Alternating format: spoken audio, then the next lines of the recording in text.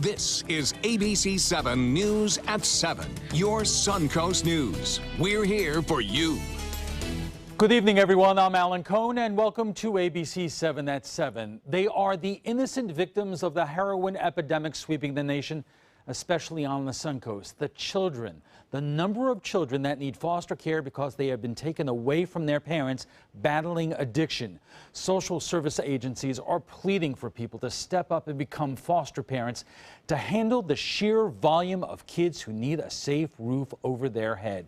Are we doing enough to help parents kick the problem of a deadly habit? Are we doing enough for their kids who are just innocent bystanders? That is the subject of our story tonight, but first, our top 7 stories at 7. 35 arrests have been made after an undercover drug bust by the Sarasota Police Department. Operation Fresh Start took 5 months, bringing in street-level cocaine and heroin dealers. The department is still searching for 2 other suspects. In total, the number of suspects is already over 300 with previous felony convictions. The majority of the arrests have been made near Pioneer Park. Detectives hope these arrests will ultimately lead to their suppliers. It could take years to be able to find out who their supplier is, infiltrate that, gain the trust in that circle, and work even higher, because the end result is you want to get the one actually bringing it into the country. The police department says it plans to conduct similar operations in the future. Meanwhile, Drug-Free Manatee is holding a health and wellness event to help educate the community about the dangers of narcotics. More than 2,000 high school students attended the event, featuring motivational speakers discussing issues affecting teens. Drug-Free Manatee says it is trying to get an important message across: stay free from drugs. We want to catch them now so that they have the tools, they know where they can get support for the next 4 years. It's a blast. I mean, you look around, you see all the kids, you see all the people behind me, and you see all the booths and the vendors, and it's just a great feeling to know that there's so many people that care about our kids in the community. The organization is continuing youth education with a leadership gathering this weekend. The Manatee County School District is taking steps to keep students safe after a teenager was attacked near a bus stop earlier this week. The district says security teams are assessing lighting and sidewalks along 20th Street East and 50th Avenue Drive East in Bradenton. That is where a girl was attacked early Monday morning. Deputies say the man grabbed the 16-year-old and pushed her into the grass. She was able to escape, and deputies are still looking for the suspect. The sheriff's office is also stepping up patrols in the area of the incident. Bradenton City Council is approving a new proposal for 2 new hotels. The hotels will be built at the 5500 block of Cortez Road near Walmart and a Golden Corral restaurant.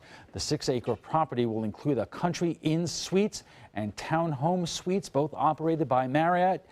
Developers hope to complete both locations by next summer. The Guade Beauty Academy in Bradenton is closing after more than 55 years, leaving about 80 students and instructors looking for answers.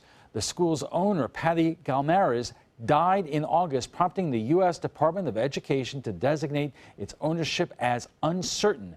Galdames' son has been the director of the academy for the past 7 years, but he says the new status is preventing students from receiving financial aid. The decision that the Department of Education made basically froze our funding, and not only that, but ongoing would have delayed the speed at which we would get the Pell Grant, for example. And them doing that, it's essentially put us out of business. Santos says he has hired an attorney and is in communication with the Department of Education. Some of the academy's former students have been able to re-enroll in other technical schools. Parents are demanding answers after a student was removed from a Sarasota Montessori school. Administrators say the boy's parents were making threats and harassing other parents online. The parents say the incident stems from a new policy at the school preventing parents from walking their child to the classroom. The school is standing by its decision. There was just some really, what we felt, threatening behavior from this family, and also instances of cyberbullying. There is no threats, there's no insults, there's no attacks, there's no cuss words, there's no nothing. There's just the facts. The student is now enrolled at a public school. Both the family and the school say they want to move on. Sarasota City Commissioner Susan Chapman won the Sunshine Law case against her, but the cost to taxpayers of litigating that suit continues to climb. The group Citizens for Sunshine is challenging the ruling to an appeals court in Lakeland. The appeal is likely to cost the city between $35,000 and $50,000. That is on top of more than the $350,000 already spent on the case. Chapman was accused of violating the Sunshine Law when she attended a meeting of downtown merchants. And Bob, can't complain about the weather. Yeah, you really can't if you're having outdoor activities. Going to the beach today. It was nice out there, and just a few isolated, mainly inland storms today. So we'll start to see a return to some more scattered activity, I think, over the weekend. Friday looks to be good, too. Tropical storm Julia is back. It was downgraded to a tropical depression earlier today, but reconnaissance aircraft investigating the area off the Carolina coast found winds up to 40 miles an hour. So now it's back to tropical storm status. And guess what? It's not moving much at all over the course of the next 5 days. Look, it's kind of sit around, spin there for a little bit, gets downgraded to a tropical depression. Interesting to note that some of the moisture associated with this system could eventually come back toward the Sun Coast by Wednesday of next week. We'll have to watch it. It's not going to be a storm, it doesn't appear, but it will bring some additional moisture our way. Right now, we have some inland storms, and we are watching those move basically to the north and east and weaken. So if you have an evening plan, looks to be okay. One lone shower just popped up in southwestern portions of DeSoto County. That's southwest of Arcadia. See it there on the radar imagery. And that's it, though. Things are fairly quiet here along the Sun Coast and should stay that way through the evening. A big storm's along the east coast near I-95 in Titusville. 87 degrees currently. The dew point's pretty high, and winds out of the west-northwest at 8. The pressure, 29.99 inches, and that's been holding steady for the most part this afternoon. Some dry air to the south and then dry air to the north. We're kind of sandwiched in between. Although with that westerly wind, most of the storms today were inland, and tomorrow, similar conditions. We are monitoring an area of disturbed weather to the east of Texas. You can see as we move through time here, there's some pretty big storms developing. If that were to develop, and it's a chance at 20% right now, it would more than likely move toward Texas, where they could use the rain. And we are watching several other areas in the tropics, and one in particular in the East Atlantic. We'll talk more about that a little bit later in this newscast. Okay, thanks a lot, Bob. And still to come, the Suncoast is topping the state when it comes to the number of children removed from homes. When we come back, we'll show you how the heroin epidemic is fueling the situation.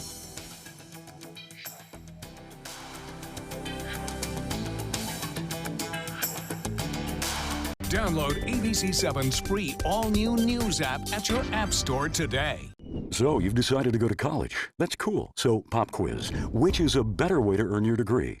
Commute to college and fill your gas tank, get stuck in traffic, drive in bad weather, try to find a parking space, walk a half-mile to class, or learn online at Independence University. You don't go to college. College goes to you. That's independence. That's Independence University. And all your supplies, including a brand new laptop and tablet, are included with tuition. Independence U for an independent you. 1-800-350-9872. Is your mop a dirty, disgusting mess?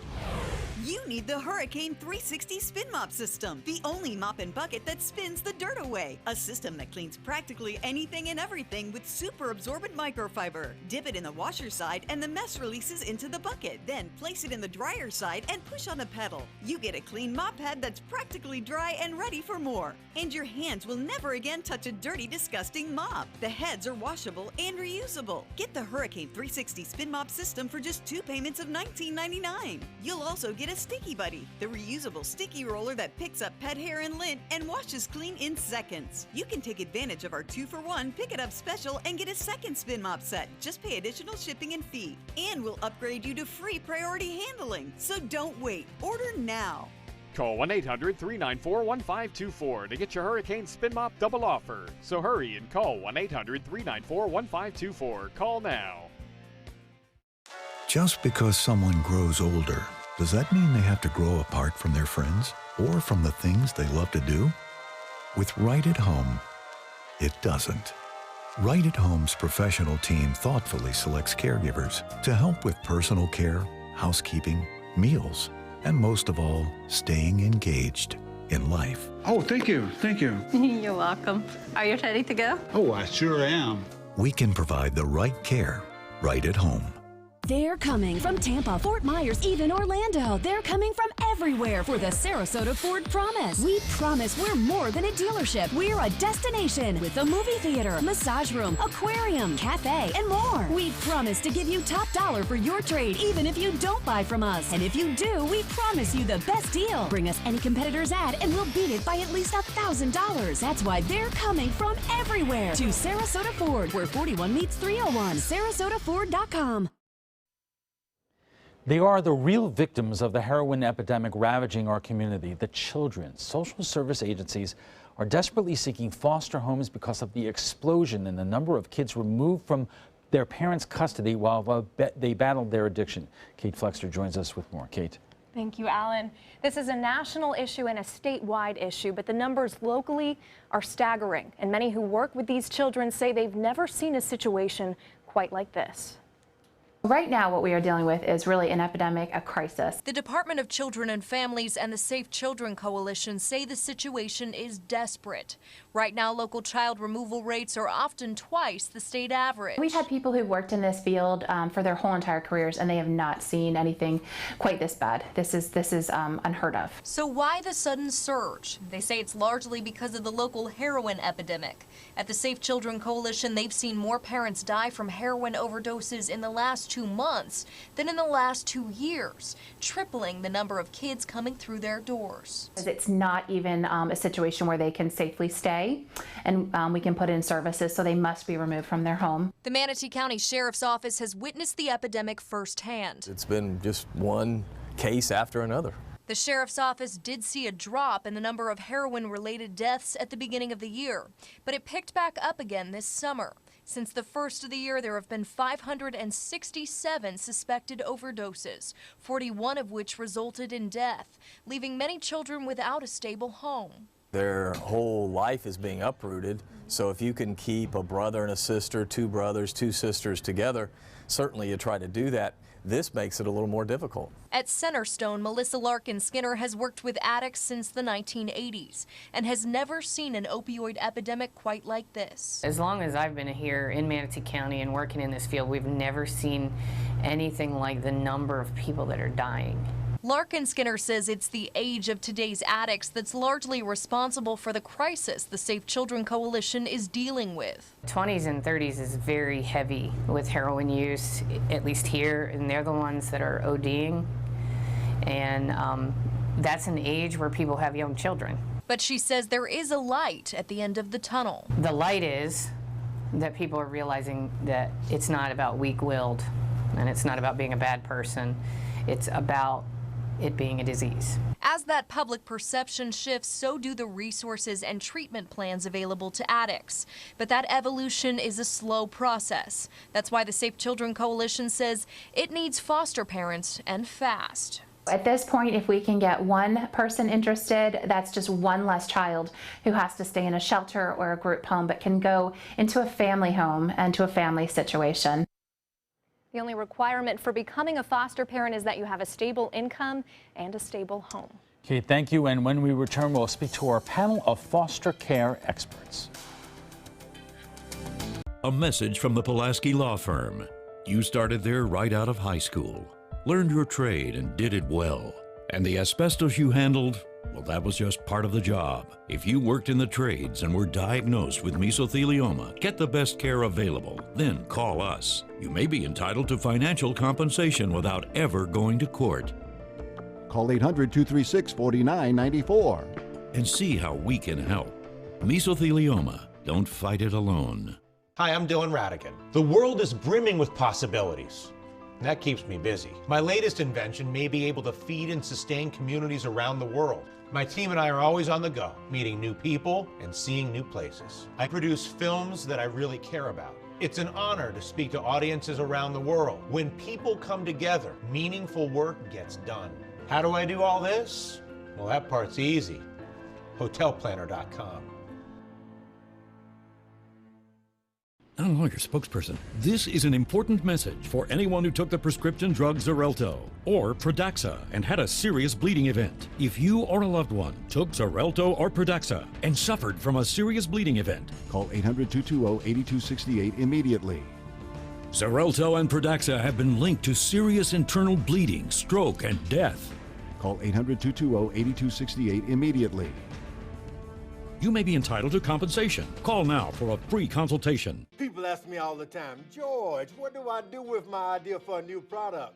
I tell them, call my friends at InventHelp. Call InventHelp today for free information. InventHelp has been providing patent referrals, preparing ideas, and submitting to companies for more than 30 years. I believe every inventor deserves the opportunity to step into the ring and take their best shot. Put InventHelp in your corner. For your free inventors information, call 1-800-881-6805. The official salon of ABC7.